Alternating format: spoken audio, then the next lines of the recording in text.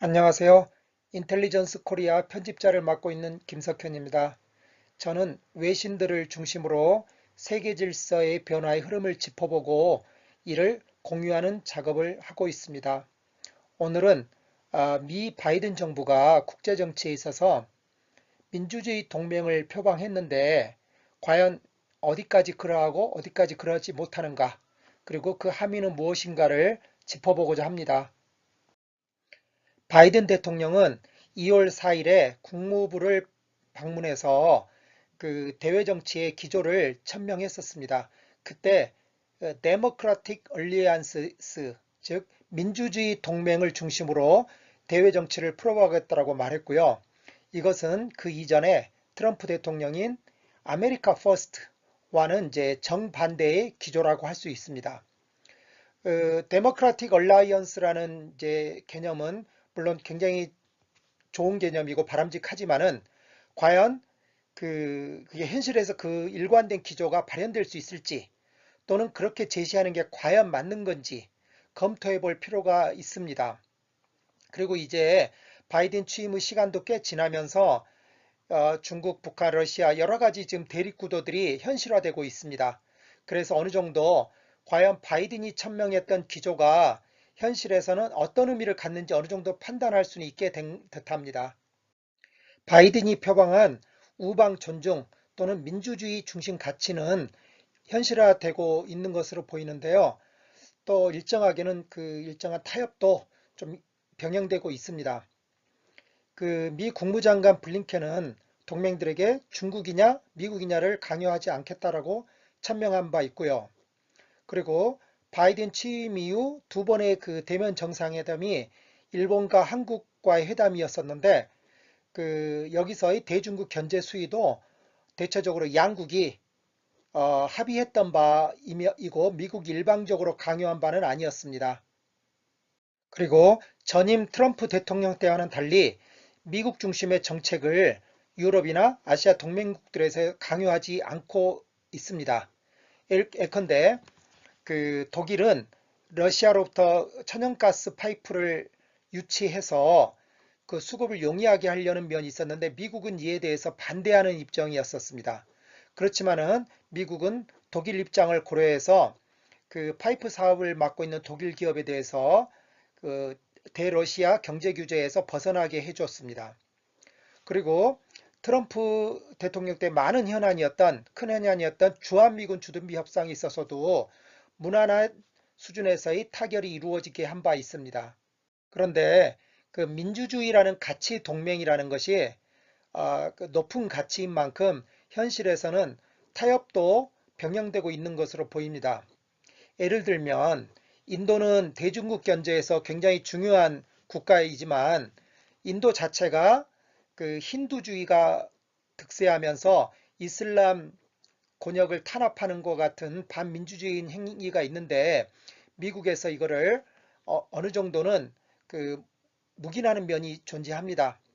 또 최근에 그 팔레스타인과의 그 미사일 전쟁으로 위기를 겪었던 그 이스라엘 지역에 있어서도 미국이 어느 정도는 이스라엘의 지역 패권을 인정해 주는 면이 있고요. 이것에 대해서 좀 더 이제 이념 지향성을 강조하는 민주당 그 데모크래트들은 반대하는 면도 있습니다.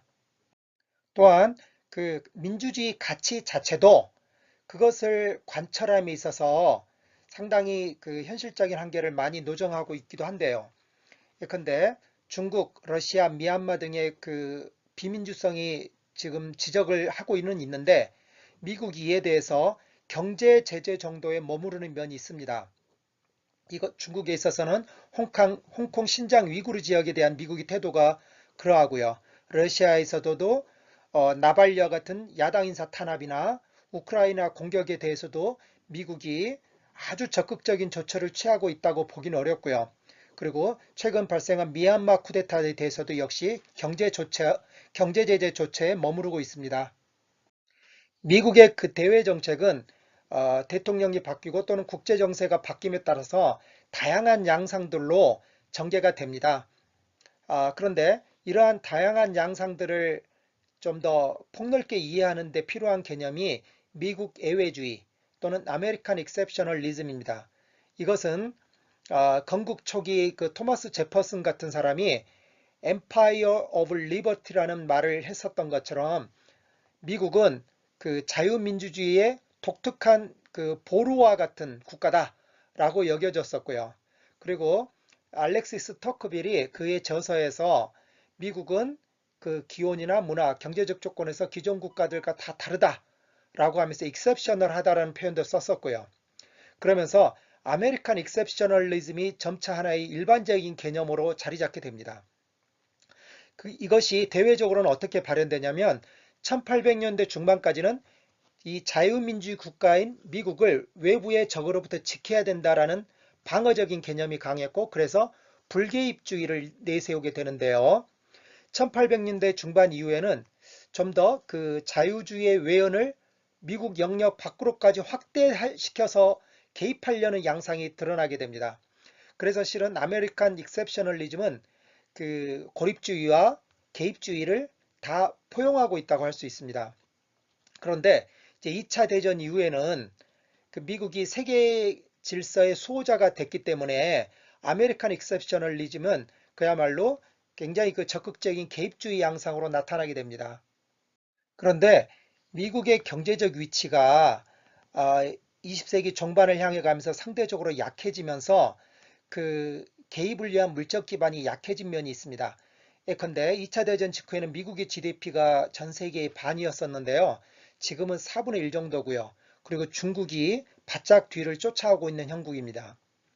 그리고 바이든 정부는 이제 코로나 이후 집권한 정부로서 그동안 약화된 경제, 그 다음에 코로나 국면에서 인종 대립과 같은 민주주의 위기를 극복해야 되는 국내 과제가 산적합니다.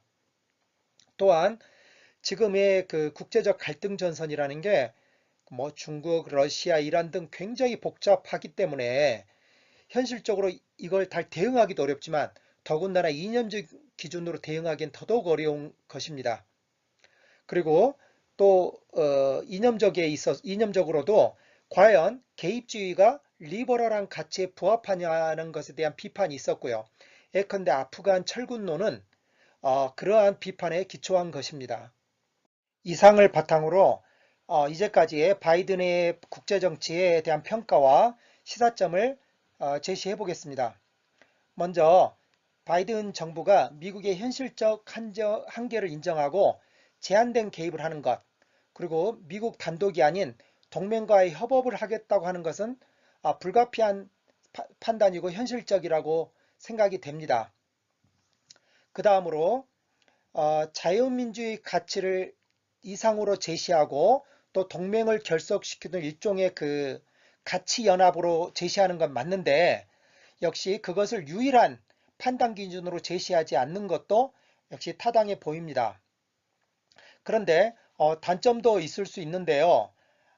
이렇게 가치 동맹을 제시하고 동맹들의 자발성을 존중한다고 할 때 만일에 중국이나 러시아 같은 강력한 군사력이나 경제력을 갖는 국가가 일정한 이익을 고리로 동맹국을 견인해버려서 지역 동맹을 약화시키는 위험성은 커졌다고 할 수 있을 것입니다. 그런데 경계해야 될 사항들도 몇 가지 존재합니다. 먼저 미국이 지역의 자율성을 존중하는 대신에 그만큼 적극적인 개입을 하지 않아서 미국의 안보 우산은 약화될 가능성이 존재합니다. 그래서 지역별로 그 지역의 자유민주주의 질서를 지켜내는 방어력은 더 강화돼야 하는 게 맞습니다. 그리고 미국으로서 지금 가장 중요한 전선은 역시 대중전선으로 보이고요. 특히 이제 현실화된 것이 중국과 타이완의 대립인데요.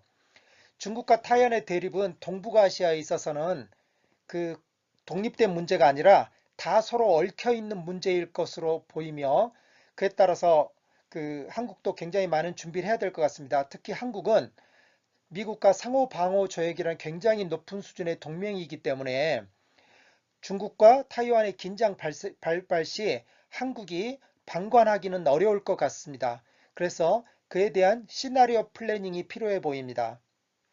그리고 마지막으로 그 북한 핵 문제는 예전과 달리 이제는 대중전선에 연동된 또는 부차적인 문제일 가능성이 크고요.